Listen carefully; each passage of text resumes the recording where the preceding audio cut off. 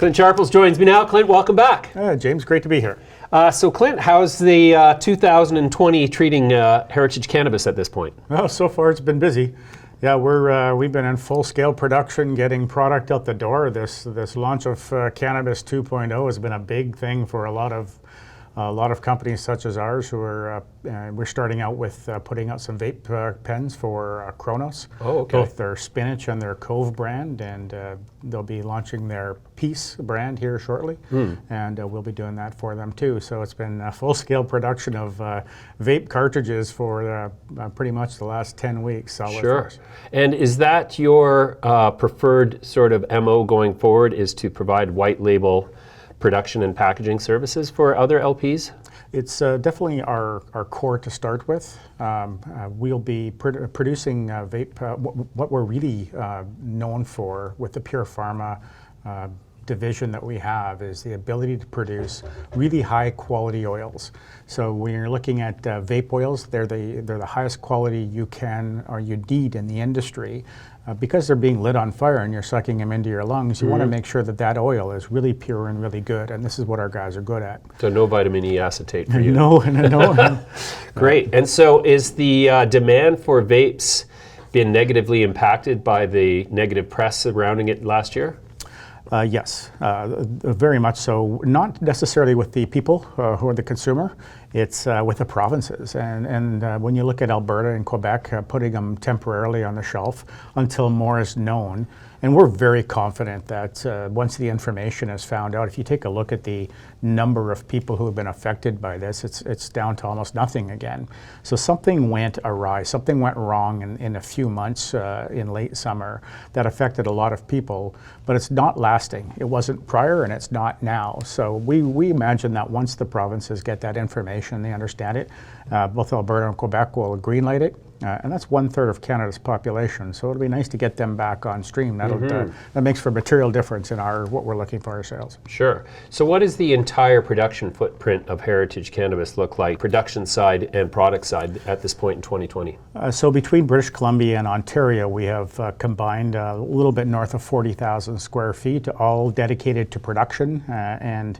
Right now we have 2 Vitalis Q90s in British Columbia, 2 out in Canacure and Fort Erie, with 3 more coming online in Canacure within the next month or so. 3. Most people know about the 2 because we announced it. We have added a 3rd one, and it will be brought onto production at the same time. Sure. What's the throughput rate of a Q90? Depends what you're making. I see. Yeah, if you want to make tincture oil, it's a lot quicker. It depends what the biomass is going into it, but we have a general understanding that each Q90 can produce annually somewhere in the neighborhood of between 10 and 15 million of revenue, depending on what that product is going to be. Wow. Okay, so that's substantial. If you've got 5 machines, that bodes well for 2020. Well, you need all the downstream processing that happens after that. You need all the distillate machines. You need all the decarb ovens. You need everything that goes with it. So it's not just that machine. Right. And for that matter, you need a big vault to put in your biomass and a big vault to put in your finished product too. Sure. Because it takes up a lot of room. And so do you have all that within the CANN heritage footprint? Yes, we do. Wow. Yeah, fantastic. we're producing. Okay, so the big question that all cannabis companies are facing this year is, do you have enough cash to continue operations and get to profitability? So definitively, yes. We currently have a strong balance sheet. We're sitting with, give or take, $8 million of cash sitting on our balance sheet with strong inventory and no debt. We do intend to change the debt situation. I believe now is the right time to take on debt. 2 years ago, obviously, it was not. People try to build a big footprint that has no market today, whereas today now you can bring a varied products to market, and debt would help accelerate that. So we're not looking at taking a lot on, but we're taking a look at something that could help us accelerate that, and I'm looking for decent terms too. So I'm not doing anything on a convertible basis. Sure. What's your long-term expectation for price pressure emanating from the black market? Price pressure isn't coming from the black market. That's the one that sets the prices out there right now. What I'd like to see is a little bit more concerted effort on behalf of the provinces to price products that are in competition. Right now, the provinces are taking their pound of flesh, and they're not big shy about it.